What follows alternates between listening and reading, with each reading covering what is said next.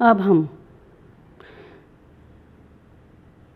पहले हमने देखा कि इस एकांकी का महत्वपूर्ण क्या उद्देश्य था और एकांकी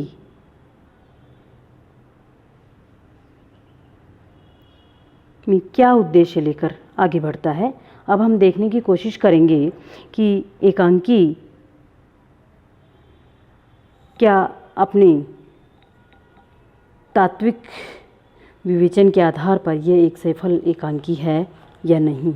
इसमें हम देखने की कोशिश करते हैं कि जो नया पुराना एकांकी है उसके तत्वों के आधार पर उसकी समीक्षा। उपेंद्रनाथ अश्क, जैसा कि आपको पता है कि आधुनिक रंगमंच एकांकियों में अपना महत्वपूर्ण स्थान रखते हैं और प्रेमचंद की तरह पहले वो उर्दू में लिखते थे और फिर हिंदी में उन्होंने जो है अपना लेखन कार्य शुरू किया। उन्होंने समाज में प्रचलित रूढ़िवादिता, आडंबर प्रियता, जड़ता पर प्रहार किया है और इनकी शैली में व्यंग्यात्मकता का आपको पुट देखने को मिलेगा। अश्क जी एकांकी रंगमंच की दृष्टि से एक सफल सिद्ध लेखक हैं। उनकी शैली में हास्य व्यंग का पुट आपको बीच बीच में दिखाई देता रहेगा। नया पुराना जो एकांकी है वो अश्क जी का लिखा हुआ सभी एकांकी विधाओं के सभी मापदंडों को पूरा करती हुई दिखाई देती है। इस एकांकी में हम लोग ले सकते हैं कथावस्तु, कथोपकथन, पात्र एवं चरित्र चित्रण, अंतर्द्वंद, देश काल एवं परिवेश, भाषा शैली, उद्देश्य, संकलन त्रय, अभिनेता आदि इत्यादि तत्व हैं। इसकी कसौटी पर हम यहाँ इस नए पुराने एकांकी का अध्ययन करेंगे। आपका पहला तत्व है इसमें कथानक। अश्क जी ने इस नाटक की कथावस्तु को यथार्थ के धरातल पर और कलात्मकता को नया आयाम देने की कोशिश करी है। अश्क जी ने इस एकांकी में नए और पुराने का द्वंद्व जो है तार्किकता के साथ बताया है और नाटक के कथानक की मूल पृष्ठभूमि यह है कि देवचंद और रविदत्त दोनों मित्र हैं। देवचंद एक आदर्श और ईमानदार व्यक्ति है। वह दूसरों की अमानत को उसी ईमानदारी के साथ रखता है। साथ में वह एक अध्यापक भी हैं। दूसरा, रविदत्त जो हैं उसके एक अच्छे करीबी दोस्त हैं।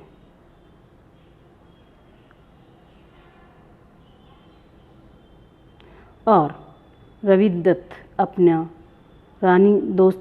दोस्त से रानी हार लेकर के और वह अपनी पत्नी को दे देते हैं, जिसमें कुछ समय पश्चात देवचंद अपने मित्र से रानी हार वापस करने के लिए कहता है, परंतु रविदत्त उसे रानी हार लौटाना नहीं चाहते।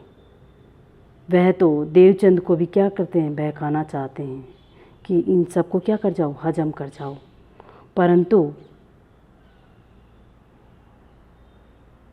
देवचंद इस बात को नहीं मानते हैं, क्योंकि वह अपने आदर्श और अपने मूल्यों पर चलना चाहते हैं, जिसके कारण कि इस एकांकी को मूल भूमिका दी गई है। दूसरा है आपके पात्र एवं चरित्र चित्रण। इस एकांकी में नाटक की थीम जो है यथार्थवादी चाहता है कि उसका सहयोगी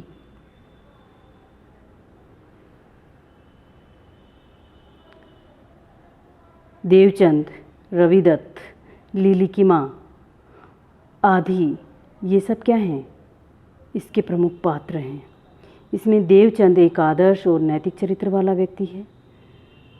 लिली की माँ अपने 50-60 हज़ार के गहने देवचंद के पास अमानत के रूप में रखती है। वह कोई पढ़ी लिखी महिला नहीं है और उन गहनों में वह रानी हार भी रख देती है।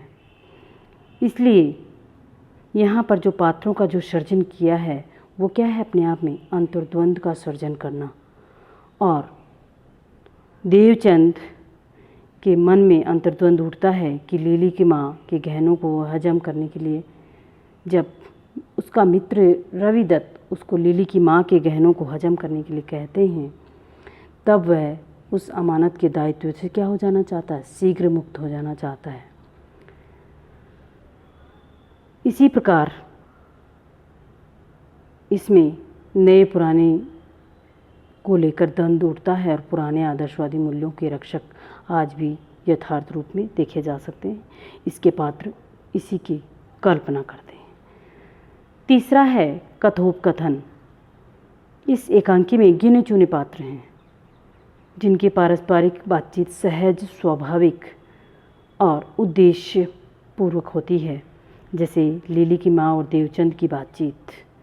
जहाँ विचारों को स्पष्ट करने की आवश्यकता है, वहाँ संवाद कुछ लंबे भी हैं। जैसे रविदत्त अपने मित्र देवचंद को अमानत का गहना हजम करने की सीख देता है, वहाँ संवाद क्या हो जाता है? लंबा हो जाता है। इसी प्रकार देवचंद जब रविदत्त को लिली की माँ के विश्वास के विषय में कहता है, तब वहाँ भावनाओं के प्रवाह के कारण उसका कथानक क्या हो जाता है?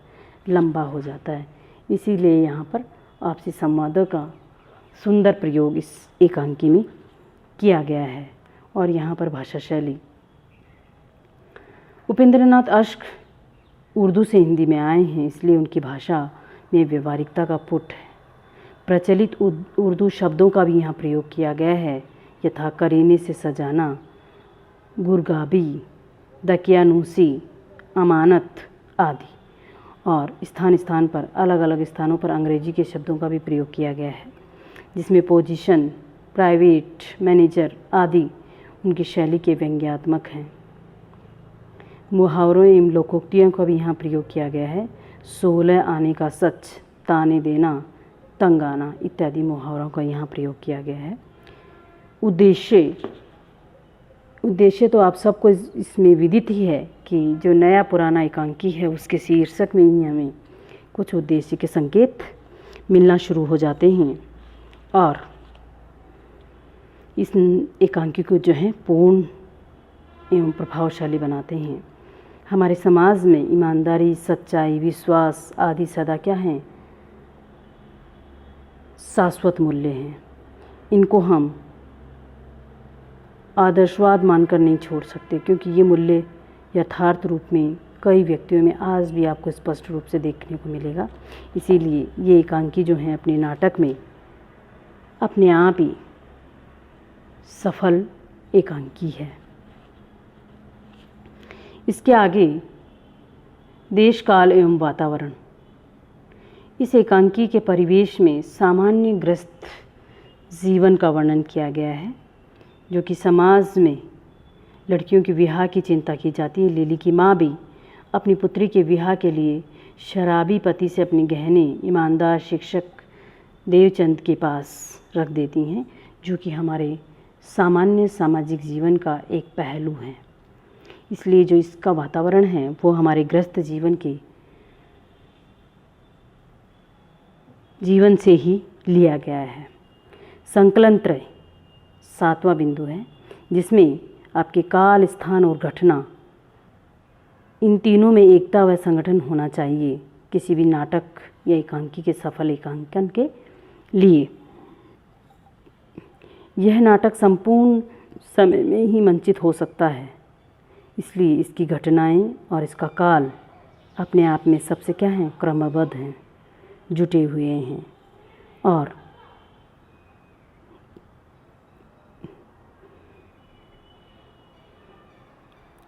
उदाहरण के लिए लिली की माँ के गहनों में से रानी हार रविदत्त को देना और उसका हार लौटाने से मुकर जाना, देवचंद पत्नी के सहयोग से रानी हार वापस लेकर लिली की माँ को सौंपना, ये सभी घटनाएं क्या हैं? एक के बाद एक जुड़ी हुई हैं उदाहरण स्वरूप। अब अंतिम बिंदु है अभिनेता। ये नाटक या एकांकी जो है पूर्ण रूप से मंच योग्य है। इसमें थोड़े पात्र हैं जो मध्यम श्रेणी से संबंधित हैं।